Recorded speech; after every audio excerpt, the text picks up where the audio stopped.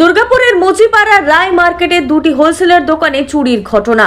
অভিযোগ, মঙ্গলবার গভীর রাতে চোরেরা রায় মার্কেটের ভেতরে ঢোকে এবং সেখানকার নিরাপত্তা রক্ষীকে বেঁধে রেখে মারধর করে। এরপর দুটি হোলসেলার দোকানে চুরি চালায় দুষ্কৃতীরা। বুধবার সকালে মার্কেট খুলতেই গোটা ঘটনা সামনে আসে। খবর পেয়ে ঘটনাস্থলে পৌঁছায় কাঁকসা থানার পুলিশ।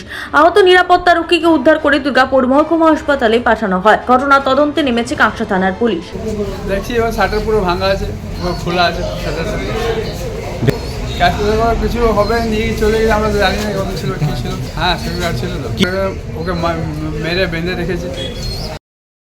কাজ করতো মুচিপাড়াতে, মুচিপাড়ায় কাজ করতে করতে কালকে বলছে রাত্রে চোরে ওকে বেঁধে রেখেছে। বেঁধে রেখে পরে আর ও ঝাপটাঝাপটি করেছে, করার পর ও ফেলে দিয়ে পরে হয়তো চুরি চকটা করেছে কি জানি না, দিয়ে ও তো একদম সে মানে মোড়ার মতন পড়েছিল। কাঁকসা থেকে প্রশান্ত মাল, স্ট্রিট ভয়েস ডিজিটাল।